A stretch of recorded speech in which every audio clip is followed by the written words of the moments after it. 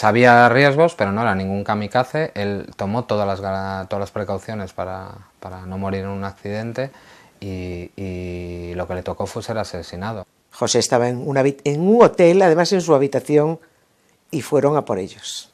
El disparo fue absolutamente deliberado. We were given a list of potential targets in Baghdad, and the Palestine Hotel was listed as a potential target. Ellos tienen que desarrollar un poder de fuego muy considerable, con lo cual producen muchas bajas civiles, o sea, matan mucho. Y eso, si hay alguien grabándolo, queda muy mal. Javier Coso, you and your mother have not let this case die. Can you explain, now with the release of the cables that show the U.S. putting pressure to have this case dropped, what your response is? Y las guerras, qué mierdas, muere un periodista y pasan lista. José Couso, aquí siguiendo su pista. Informaros y estaros enterados que este chaval ha muerto asesinado por un jodido loco americano al mando de un tanque y bien resguardado. Maldito hijo. 8 de abril de 2003. Tropas norteamericanas han invadido Irak y disparan en Bagdad contra el alojamiento de periodistas internacionales, el Hotel Palestina, asesinando al cámara de Telecinco José Couso. Ese día, el 8 de abril, cuando yo me levanté, me fui a preparar el desayuno y cuando estaba intentando tomarme mi primer café, oigo que ha habido un ataque al Hotel Palestina y oigo cámara de Telecinco. Me levanté una mañana pues pensando que seguir el transcurso cotidiano de aquella vida que llevaba y de repente se trastocó todo en un momento, ¿no? Ese momento lo tengo, que creo que me vine aquí e intenté llamar por teléfono a alguno de mis hijos, pero se me borraron todos los números. O sea, no era capaz de coger el teléfono, mis piernas me temblaban. Me llamó un compañero de cámara de televisión en una televisión madrileña y me dijo que habían atacado el Hotel Palestina y que decían que un cámara de Telecinco estaba herido. Habló Juan Pedro Valentín, llamó y dijo que no se temía por su vida, que se temía por su pierna. Y yo me quedé horrorizada pensando que José volvería de Bagdad sin una pierna, y yo decía, Dios mío, mi hijo ya no puede trabajar en lo que le gusta. Nos dimos prácticamente cuenta en el mismo instante, por las informaciones que llegaban de Bagdad, de que aquello había sido algo intencionado, no había sido un lance de guerra, ni un misil o un mortero que se desvía o un fuego cruzado, ¿no?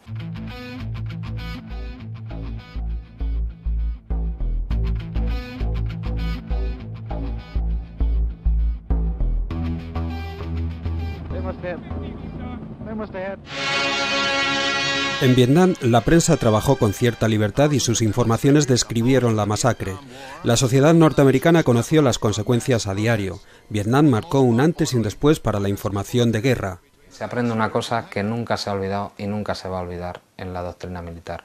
Que se puede perder una guerra si pierdes el control de la información. En la invasión de Irak de 1991 se puso en práctica lo aprendido en Vietnam. La prensa independiente fue obstaculizada. El ejército estadounidense administraba las imágenes que luego difundía la CNN. Las propias cámaras que llevan los misiles nos intentaron vender una guerra inteligente. Los misiles eran inteligentes, siempre daban a los malos malísimos y teníamos un aspecto de videojuego, no había sangre. Claro, nos lo creímos. Él iba feliz porque yo creo que nunca se le pasó por la cabeza que le pudiese pasar una cosa así, que fueran a atacar a la prensa. Él era consciente del peligro, pero consciente como un trabajador con sus riesgos, ¿no? Dentro de un periodista que va a cubrir un conflicto tiene sus riesgos, ¿no? Pues ¿qué puede pasar? Pues que te coja un fuego cruzado, que te caiga un mortero, que explote una mina o algo. Lo que no pensaba él es que fueran a asesinarlo directamente, y más Estados Unidos, ¿no? Eso no entraba en sus cálculos, ¿no?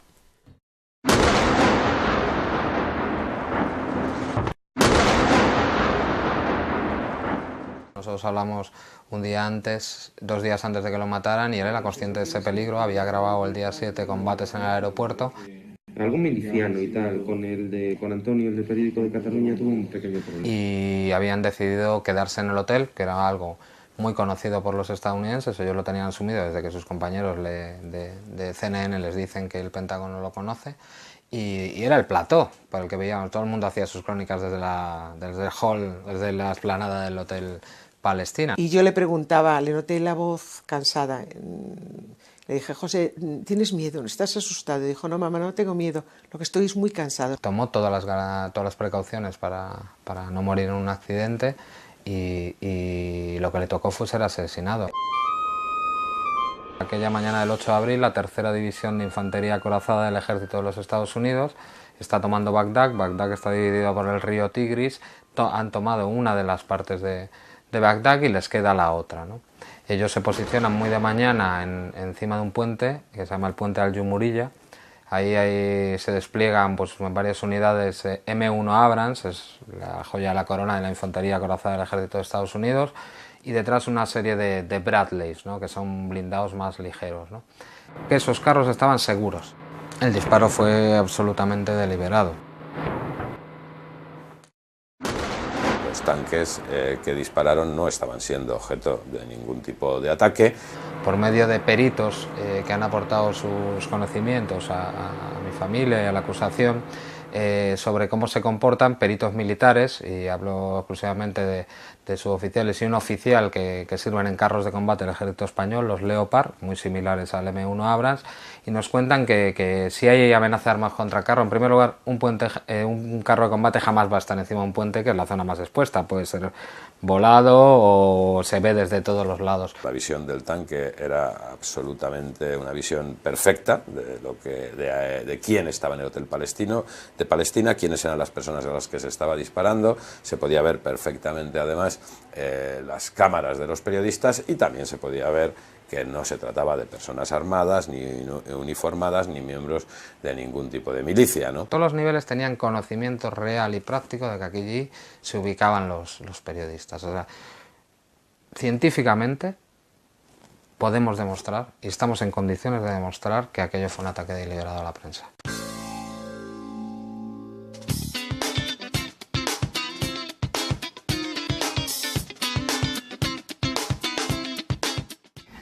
Thank you very much for joining us. Oh, well, thank you for having me. Adrian, can you talk about your work in military intelligence in the lead up to the invasion and after the invasion? Tell us what you were doing and where you were. I was stationed at Fort Gordon, Georgia. Not like anything I had done in military intelligence previously. And this new mission involved the intercept of satellite phone communications in Iraq and Afghanistan. And when were you listening to Iraq? We started listening to the entire region pretty much immediately. I think this was December of 2001. Over the course of my time, as we slowly began to identify phone numbers and who belonged to what, one thing that gave me grave concern was that as we identified phone numbers, we started to find more and more and more numbers that belonged not to any organizations affiliated with terrorism or with militaries of Iraq or Afghanistan or elsewhere, but with humanitarian aid organizations, non-governmental organizations, to include the International Red Cross, Red Crescent, Doctors Without Borders, a whole host of humanitarian aid organizations, and it also included journalists. Journalists where? One of the instances was the fact that we were listening to journalists who were staying in the Palestine Hotel. We were given a list of potential targets in Baghdad, and the Palestine Hotel was listed as a potential target. I went to my officer in charge and I told him that there are journalists staying at this hotel who think they're safe, and yet we have this hotel listed as a potential target. En los minutos previos a disparar al Hotel Palestino también se atacaron otras dos sedes de medios de comunicación que de forma independiente estaban informando, ¿no? Nos referimos a la televisión Al Jazeera y a la televisión del canal de Abu Dhabi. Atacan primero la sede de la televisión de Al Jazeera, asesinando al reportero Tarek Ayub, de nacionalidad jordana. Posteriormente, con la ametralladora coaxial, derriban la cámara de la televisión de Abu Dhabi. Y ahí afortunadamente solo hubo heridos, y un poco tiempo después, girando además el eje del carro de combate al otro lado del río, y a 1,5 kilómetros, 1,7 kilómetros, disparan contra el Hotel Palestina, directamente al piso 15, donde estaba el camarógrafo de Reuters, Taras Prosyuk, y mi hermano estaba en el 14. 3 señales en directo. A mi hermano le tocó en la pedrea porque estaba abajo, ¿no? Se atacó las 3 cámaras que estaban lanzando imágenes en directo. And somehow the dots are not being connected here, and shouldn't we make an effort to make sure that the right people know the situation? La tercera división de infantería acorazada del ejército estadounidense, el 8 de abril de 2003, en el espacio de 2 horas, decidió acabar con todas las señales de televisión en directo que esa mañana había en Bagdad. And unfortunately, my officer in charge, similarly to any time I raised concerns about things that we were collecting or intelligence that we were reporting, basically told me that it was not my job to analyze, it was my job to collect and pass on information, and that someone somewhere higher up the chain knew what they were doing. Aquellas imágenes del helicóptero, era un Apache creo, asesinando a 2 periodistas y a todos los civiles que se encontraban a su lado, porque cuando se comparaban con las versiones oficiales que habían dado Estados Unidos era lo mismo que el caso de mi hermano.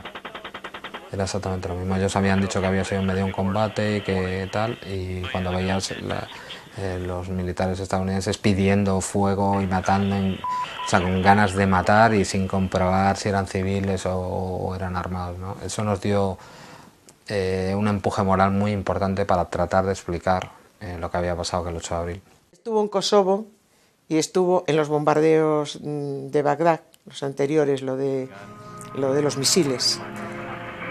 Pero yo ahí no tuve miedo. ¿Y sabes por qué? Porque estaba con los americanos. Estaba con la CNN. En cambio, en esta ocasión era como si yo tuviese un malfario, no sé. Dan 2 mensajes. El primero a esa prensa que se atrevió a ir por libre, que recapacite un poco. En segundo lugar, acabar con las señales en directos. De hecho, no hay imágenes hasta la imagen que ellos quieren. La imagen que ellos quieren es para cerrar el círculo de la batalla de Bagdad, que es la caída de la estatua de Saddam Hussein. Pues es exactamente igual de importante como fue la imagen simbólica de la Segunda Guerra Mundial de la bandera de Iwo Jima, que se repitió varias veces, o la puesta de la bandera soviética en el Reichstag, en Berlín, cuando los soviéticos toman Berlín. Desde aquel 8 de abril de 2003, la lucha por la verdad de la familia Couso ha sido una carrera de obstáculos con frecuentes engaños, medias verdades y promesas incumplidas. Que vamos a seguir teniendo conversaciones con las autoridades de los Estados Unidos y que, en fin, que tampoco nos parece lo más oportuno pues organizar un debate público que no es muy propio de las relaciones diplomáticas. Se lavaron las manos. Si a mi hermano lo hubieran matado, por ejemplo, los iraquíes, hubiera sido un héroe. Y Aznar lo hubiera recibido a mi familia, vamos, nos hubiera subido a los altares prácticamente, ¿no? Pero como lo mataron los que no convenían... Todos son mentiras. Quedar bien, palabras de consuelo, pero que son todo falso.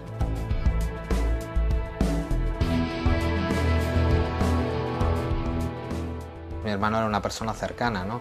En una guerra muy impopular, que la población española no entendió, y una cosa es ver muertos árabes en el telediario mientras te comes la sopa, y otra cosa es visibilizar a alguien que es cercano a ti, que es tu igual, que puede ser tu hermano, que puede ser tú incluso. Ni siquiera ha habido un intento por parte de la autoridad norteamericana de guardar las formas con un argumento, manteniendo un argumento referido, pues, por ejemplo, a un error o un accidente, ¿no? Han cambiado hasta en 4 ocasiones de versión y todas ellas, además, versiones construidas sobre la prepotencia de un ejército que es el ejército de la principal potencia militar del mundo y que sabe que puede alegar cualquier tipo de sandeces y barbaridades, por muy increíbles que sean, que van a quedar en la absoluta impunidad, ¿no? De todos los esfuerzos ciudadanos y de ese impacto mediático ha avanzado la carrera judicial, que es la que nos ha dado una trascendencia en el tiempo y una trascendencia histórica, ¿no?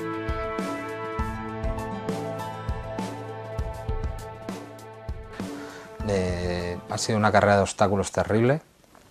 Nosotros pusimos una querella criminal por crimen de guerra un mes después del asesinato de mi hermano en la Audiencia Nacional, nadie daba un duro. Y entonces fuimos por la vía penal, como crimen de guerra. Nos lo archivaron inmediatamente, eso fue el primer golpe. Lo que pasa es que nosotros no nos rendimos, nunca nos rendimos, y presentamos nuevos testigos y el juez que estaba en aquel momento lo admitió a trámite. El gobierno de los Estados Unidos ha dicho que ha sido un error Y nosotros creemos al gobierno de los Estados Unidos porque estoy absolutamente convencido que nadie intencionadamente puede disparar hacia un lugar donde quiera o pueda haber víctimas, en este caso periodistas. Nada más. La Fiscalía de la Audiencia Nacional ha recurrido el procesamiento dictado por el juez Pedraz contra 3 militares estadounidenses por la muerte del periodista José Couso. Entiende que se trató de un error sin intención delictiva. El fiscal general del Estado apoya el recurso, pero la familia de Couso considera indignante la posición de la Fiscalía. La Fiscalía alega que el fatídico disparo no fue indiscriminado ni excesivo. Aquí hay una intencionalidad política clara de que no se investiguen estos hechos, ¿no? Una cosa es esclarecer el hecho, en la cual nosotros estamos completamente de acuerdo. Otra cosa es llevar nuestra jurisdicción o nuestra competencia más allá de lo que, de acuerdo con el criterio del Ministerio Fiscal, procede. La gran mentira en la que se está convirtiendo el Poder Judicial al servicio de intereses mezquinos. Y cuando esos intereses vienen de cancillerías extranjeras, aparte de la mezquindad, hay ya una traición última a los ciudadanos. Como ya sucediera en el franquismo, las interferencias norteamericanas en nuestras instituciones políticas hacen pensar que el nuestro es un Estado subalterno más que un Estado soberano que hace valer los compromisos de colaboración que firma y la legislación humanitaria internacional. The leaked U.S. Embassy cables from Madrid that are getting a lot of attention in Spain reveal U.S. pressure to drop a lawsuit brought by the family of a Spanish journalist who was killed in the U.S. military's 2003 attack on the Palestine Hotel in Baghdad. A cable from May 14, 2007, authored by Ambassador Eduardo Aguirre, reads, quote, "For our side, it will be important to continue to raise the Couso case in which 3 U.S. servicemen faced charges related to the 2003 death of a Spanish cameraman, Jose Couso, during the battle for Baghdad." Javier Couso, you and your mother have not let this case die. Can you explain, now with the release of the cables that show the U.S. putting pressure to have this case dropped, what your response is? Nosotros, estamos en primer lugar indignados y horrorizados. No podemos creer que el gobierno de mi país y la Fiscalía actúen conspirando con un gobierno extranjero para impedir la investigación de lo que le pasó a un ciudadano español. Curiosamente, el fiscal general del Estado nos miente a la familia de una víctima. O sea, sigue ayudando a hurtarse a la justicia a unos criminales de guerra, a unos señores que han matado a un civil de su país a sabiendas. Este procedimiento es emblemático respecto a la injerencia de una potencia extranjera, los Estados Unidos, y la falta de voluntad política de las autoridades españolas, ya digo, del gobierno, en primer lugar del presidente José Luis Rodríguez Zapatero y posteriormente ahora del presidente Rajoy, la falta de voluntad de defender la soberanía nacional y de defender, tal y como establece por otro lado la Constitución española en su preámbulo, los derechos fundamentales y los derechos humanos de todos los ciudadanos españoles por hechos ocurridos ya fuera en España o en el extranjero. Aquí hacen lo que dicen los estadounidenses. No somos un Estado soberano como yo pensaba. Pero todo cambia cuando el juez Santiago Pedraz de repente decide procesar a los 3 militares imputados, el sargento Gibson, el capitán Philip Wolford y el teniente coronel Philip de Camp, y ante la nula colaboración de Estados Unidos los pone en busca y captura. Ahí saltan ya todas las alarmas. Entonces hoy el fiscal detectamos que se va inmediatamente, nos lo cuenta gente amiga, cercana a los estamentos judiciales y gubernamentales, va en un viaje secreto a Estados Unidos, se reúne con el ministro de Justicia estadounidense y vuelve aquí poniendo inmediatamente un recurso para cuestionando la competencia de la justicia española para investigar el caso, ¿no? There was an arrest warrant issued for these 3 U.S. soldiers, is that right? And what happened to it, Javier? Es la primera vez en la historia de Interpol, desde que se fundó a principios del siglo XX, en que una orden es desobedecida, una orden que da un juez es desobedecida, y es el juez del caso de mi hermano. Continúa siendo la única causa abierta en el mundo contra 3 militares estadounidenses. Seguimos igual de fuertes que desde el primer día y no olvidamos la memoria de lo que ocurrió aquel fatídico 8 de abril del 2003 y se lo vamos a seguir recordando. Queremos una cosa que no se compra ni con el paso del tiempo ni con el dinero, que es justicia. Entonces, después de 9 años, la causa continúa abierta y seguimos aquí mostrándonos delante para decirles que no queremos su mundo ni su impunidad. José Couso para ellos es uno más, un muerto más. Un muerto más. El caso Couso está actualmente vivo en situación de procesamiento de los 3 principales responsables desde el mes de octubre del 2011, concretamente el sargento Thomas Gibson, el capitán Philip Warford y el teniente coronel Philippe de Camp. Y también en octubre del 2011 el juez instructor, el juez Pedraz, imputó a 2 nuevos militares, un general y un coronel, responsables en el cuartel general de las fuerzas norteamericanas en el momento en el que se produjo el asesinato de José Couso, ¿no? Con lo cual son 3 procesados y 2 imputados más, es decir, ascendiendo en la cadena de mando, ¿no? El fiscal jefe de la Audiencia Nacional, el señor Zaragoza, o el propio fiscal general del Estado, o la vicepresidenta del gobierno en ese momento, o el ministro de Justicia, o el ministro de Asuntos Exteriores, o el encargado de Exteriores en presidencia de gobierno, el señor Bernardino León, todos ellos pasaran por la embajada a recibir instrucciones, todos ellos se comprometieran a cerrar el procedimiento, todos ellos ordenaran interponer, especialmente la Fiscalía, recursos. Los cables de la Embajada de Estados Unidos en España dejan al descubierto las miserias absolutas de estos gobernantes pertenecientes a un partido que se llama Socialista Obrero Español. Parte esencial de esos cables, lo que afecta a España, pues estaban dedicados precisamente a este procedimiento en la Audiencia Nacional, a la constante injerencia por parte de las autoridades norteamericanas para que se paralizara esta causa, y hemos podido comprobar cómo vergonzosamente la Fiscalía de la Audiencia Nacional se ha convertido de facto en los abogados defensores de la Embajada norteamericana en España y de las autoridades norteamericanas, ¿no? Y la moral de estos señores es de subalternos.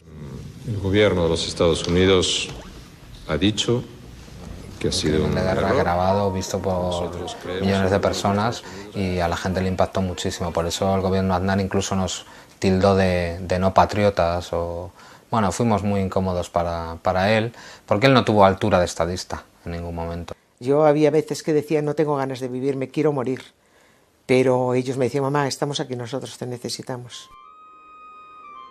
La lucha de los Couso continúa. Javier, mi hijo, ha sido el que ha llevado todo el peso de esta lucha. A mí me dijo, mamá, tenemos que transformar nuestro dolor en lucha. Eso no, porque si no, no vamos a poder seguir viviendo. Tenemos que luchar, tenemos que investigar, tenemos que saber la verdad, tenemos que pedir justicia. Y ahí hemos estado. Han sido unos años dificilísimos, ¿no? Los primeros 5 años sin parar, ¿no? Concentraciones semanales delante de la sede del Partido Popular para que condenara en vez de lamentar, mensuales delante de la Embajada de Estados Unidos, a veces las hemos hecho semanales, una movilización permanente, y sobre todo al principio acompañados de mucha gente, ¿no? Nosotros teníamos la fuerza de la dignidad de seguir, y el ejemplo de las madres de Plaza de Mayo, que a veces eran 3 también, otras veces eran 40.000, pues eso hay que seguir, hay que seguir. Es muy duro estar 5 años permanentemente pensando, perder trabajos, perder dinero, y es muy duro. Entonces pasamos a hacer las concentraciones cada año, ¿no? Ya ante la embajada, que Estados Unidos la seguimos haciendo hasta el día de hoy, ¿no? Para que no se olvide, ¿no?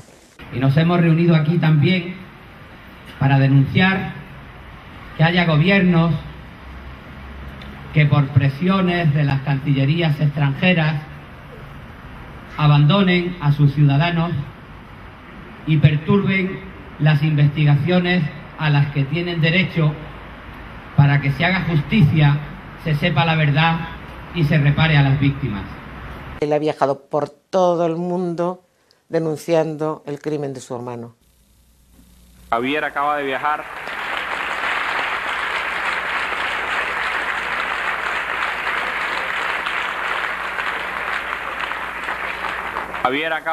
a Irak en abril y nos tiene el testimonio de ese viaje. Comandantes, autoridades, delegados y delegadas.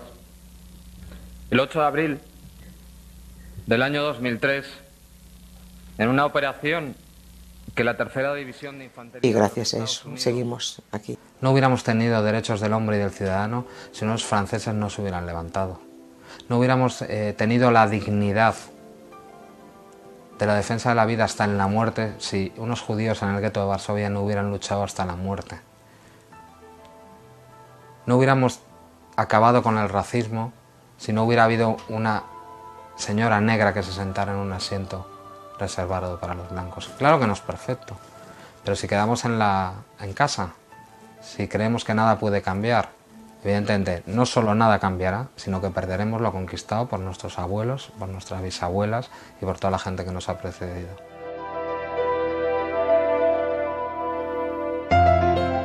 No sabemos lo que pasará, pero nosotros quizás no lo sentemos, pero mientras estén en busca y captura toda su vida y mientras esto esté abierto, mientras sigamos investigándoles, es un triunfo absoluto y sabemos que están muy molestos. La justicia no se puede dejar en manos de los asesinos, jamás. Si pones en una balanza los costes y lo que hemos conseguido, ha valido la pena.